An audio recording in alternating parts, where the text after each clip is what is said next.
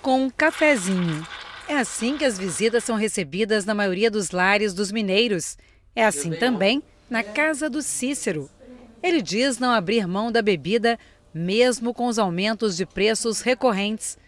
Para manter o consumo, agradar as visitas e tentar segurar os gastos mensais, Cícero nos conta o que tem feito. A medida eu não mudei, eu continuo fazendo a mesma medida de café. O que a gente teve que fazer foi comprar um café mais barato.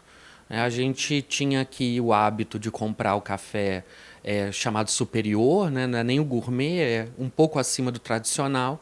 E devido aos preços, a gente teve que passar a comprar o café tradicional. Aí a medida continua a mesma, o consumo continua o mesmo, mas optando por um café mais barato. Não tem como ficar sem o café. Não, sem café é impossível, não dá para viver sem café. Ele afirma ter o hábito de tomar café desde criança e calcula consumir hoje, em média, mais de meio litro da bebida diariamente. Eu vou ter que ser resistência, eu vou continuar. Assim, o preço vai subir, a gente vai ter que gastar um pouco mais, mas ainda vai estar dentro de uma margem que a gente considera possível.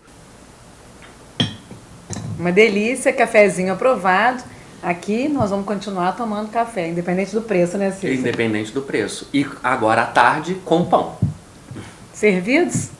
O preço mundial do café subiu 38,8% em 2024, na comparação com a média do ano anterior, de acordo com o relatório da Organização das Nações Unidas para a Agricultura e Alimentação.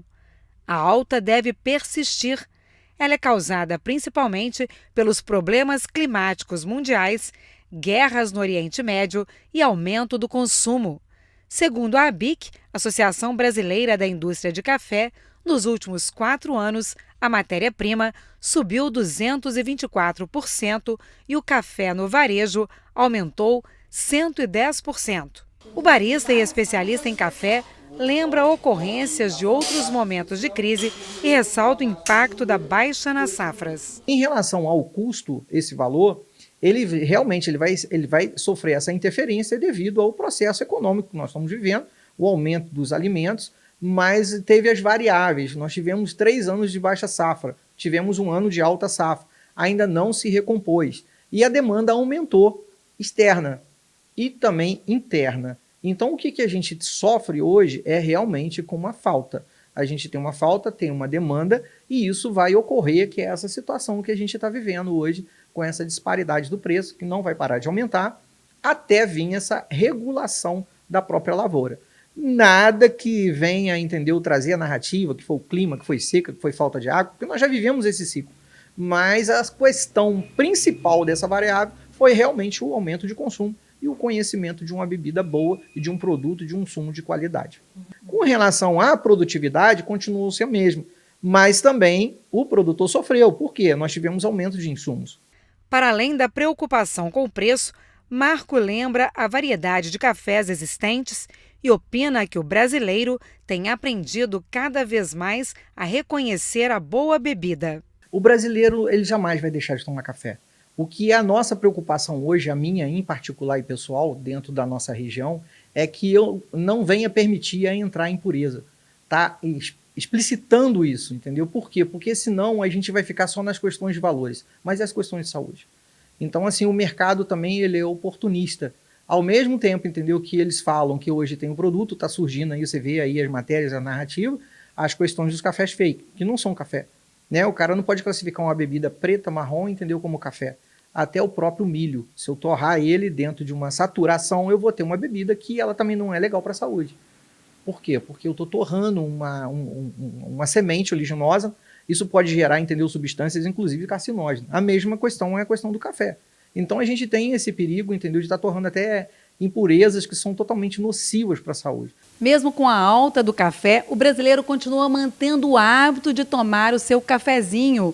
Diariamente, são quase 5 xícaras de café que cada brasileiro toma. E assim, o Brasil continua em segundo lugar no mundo, perdendo apenas para os Estados Unidos no consumo desta bebida. Consumidor diário de café, Hélio se mantém otimista, mesmo com os preços em alta do cafezinho. Eu acho que o consumo ele se mantém em a tendência de alta, por conta dos cafés especiais já terem um valor agregado e uma qualidade que não dá para se comparar ao café comum, que era para ter alta qualidade, mas não é, a maioria desse café é exportado, e com a alta do preço do café comum, a lacuna para o café especial ficou menor. Então o consumidor final entende isso, entre pagar X em um café comum e pagar um X e meio em um café especial, a pessoa parte por X e meio porque é uma bebida diferenciada, selecionada, uma torra clara, um café de origem, um café 100% arábica.